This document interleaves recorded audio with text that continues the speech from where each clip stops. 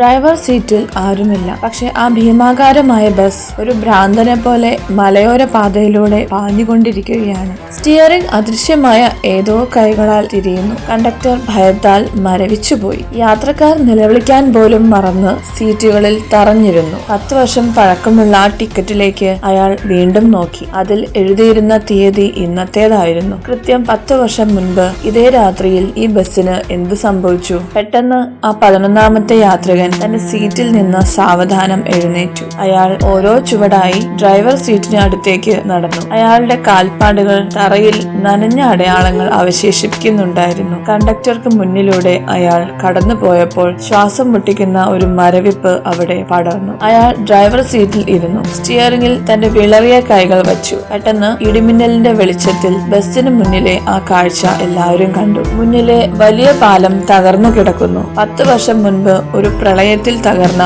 അതേ പാലം. യാത്രക്കാർ കണ്ണുകൾ അടച്ച് നിലവിളിച്ചു. മരണം മുന്നിൽ കണ്ട നിമിഷം. പക്ഷേ ബസ് താഴ്ചയിലേക്ക് പതിച്ചില്ല. വലിയൊരു ശബ്ദത്തോടെ ബസ് ആ പാലത്തിന് തൊട്ടരികിൽ നിശ്ചലമായി നിന്നു. ബസ്സിനുള്ളിലെ ലൈറ്റുകൾ ഒന്നൊന്നായി അണഞ്ഞു. കനത്ത ഇരുട്ട്. പിന്നീട് കേട്ടത് ഡോർ തുറക്കുന്ന ശബ്ദമാണ്. മഴയുടെ ശബ്ദം ബസ്സിനുള്ളിലേക്ക് ഇരച്ചു കയറി. കുറച്ചു നിമിഷങ്ങൾക്ക് ശേഷം ബസ്സിനുള്ളിലെ എമർജൻസി ലൈറ്റ് തെളിഞ്ഞു. സീറ്റുകളിൽ യാത്രക്കാരുണ്ട്. ഡ്രൈവർ സീറ്റിൽ ആ 11ാമനില്ല. പകരം യഥാർത്ഥ ഡ്രൈവർ ബസ്സിന് മുന്നിൽ ബോധരഹിതനായി കിടക്കുന്നു. കണ്ടക്ടർ ഓടിച്ചെന്ന് അയാളെ വിളിച്ചുണർത്തി. എന്താ ഉണ്ടായത്? ഞാൻ എങ്ങനെ ഇവിടെ എത്തി? ഡ്രൈവർ തലയിൽ കൈവച്ച് ചോദിച്ചു. ആർക്കും മറുപടി ഉണ്ടായിരുന്നില്ല. എല്ലാവരും പുറത്തിറങ്ങി നോക്കി. ബസ് നിന്നിരുന്നത് തകർന്നു കിടക്കുന്ന പാലത്തിന്റെ അറ്റത്തായിരുന്നു. ഒരു ഇഞ്ച് പോലും മുന്നോട്ട് പോയിരുന്നെങ്കിൽ എല്ലാവരും മരണപ്പെട്ടേനെ. പെട്ടെന്ന് കണ്ടക്ടറുടെ ശ്രദ്ധ ഡ്രൈവർ സീറ്റിലേക്ക് പോയി. അവിടെ നനഞ്ഞ ഒരു ടിക്കറ്റ് കിടപ്പുണ്ടായിരുന്നു. അതിൽ ഇപ്രകാരം എഴുതിയിരുന്നു: 10 വർഷം മുൻപ് ഇതേ ബസ്സിൽ ഇതേ പാലത്തിൽ നിന്ന് ഞാൻ വീണപ്പോൾ